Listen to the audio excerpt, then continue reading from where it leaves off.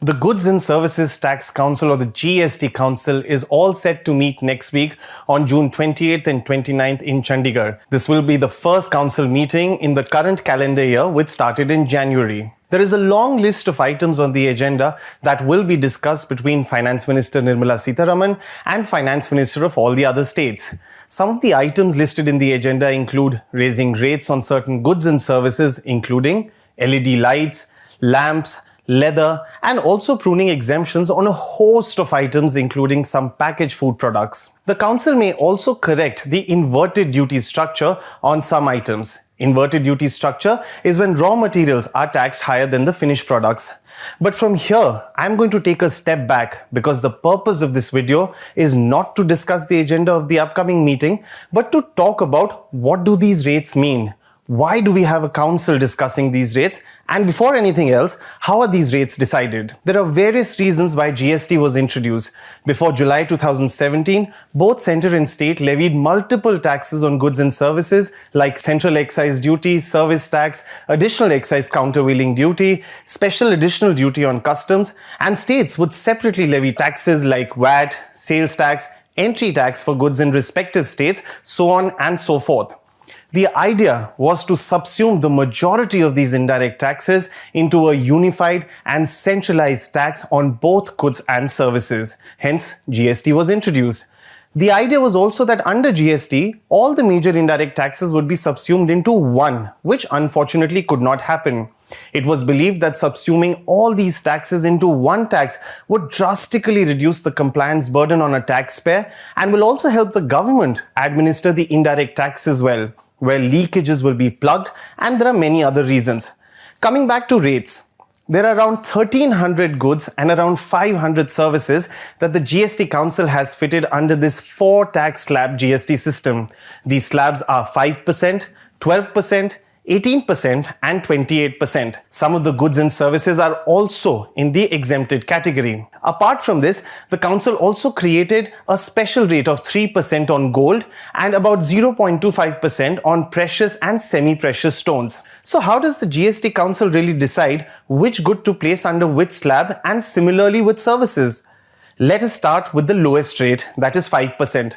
The council decided that in order to ensure that a consumer pays a minimum tax for its daily essentials, all items that are related to household necessities and daily essentials are placed under the lowest standard rate of 5%. These include edibles like spices, cooking oil, bread, tea, coffee, atta, and cashew nuts. The next slab of 12% covers secondary necessities of a household, mostly comprising processed food, dairy products, cooking utensils, sewing machines, and other such items.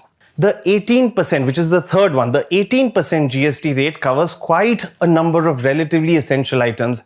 If you've been wondering what percent of GST is applicable against some of your most sought after products and services, then this is the slab that includes majority of these items. Eatables like biscuits, pastries, cornflakes, soups, curry paste, preserved vegetables, and household products like detergent, toothpaste, and shampoo all are included in the 8% category. It is important to mention here that bulk of these items, or 70 to 80% of the goods and services that we have spoken about earlier, are part of the 12% and 18% bracket. The highest slab of GST is set at 28%. However, some of these items again come with an additional charge on top of the GST slab rates. This is called the cess. This rate is applicable on luxury and sin goods like air conditioners, luxury cars, dishwashers, yacht, aircrafts. Sin goods would include your tobacco and tobacco products, pan. Now, what is the rationale of having a 4-slab rate structure given that GST was perceived to be one nation, one tax? Former Finance Minister Arun Jaitley had once explained in Rajya Sabha that it is to protect the poor from higher prices of goods and services. For instance, Mercedes and Paragon chappals cannot be taxed at the same rate. He said there were countries which had applied a uniform tax rate on all commodities, but these were the nations where the entire population was above the poverty line. Whereas in India's case, that's not so. Then why is there criticism against the GST? While there are many points on which there's criticism, the two main points were about why is GST not a single tax, And second, why are some of the items kept out of the GST? Now first, analysts say that GST is essentially a flat tax. But in India, there are many rates and it's not a flat tax. It's true, GST is not a flat tax. In major countries like Germany, France, UK, you take Italy and Russia, there are 4 to 7 rates. In Canada, there is one central rate of 7%, but several rates of provincial sales tax. Only in Japan, Australia, New Zealand, and some African countries, there is a flat rate. Now, second, many important items like petroleum, tobacco, and liquor have been kept out of the GST. States would never have agreed to include all items since they would have lost all the opportunity to raise their own revenues. They wanted to preserve their fiscal federalism. So keeping these items was actually a compromise. That's all from my end on GST. This is Shubham Batra for ThePrint. Do subscribe to our YouTube channel and follow us on Twitter, Instagram, and Facebook.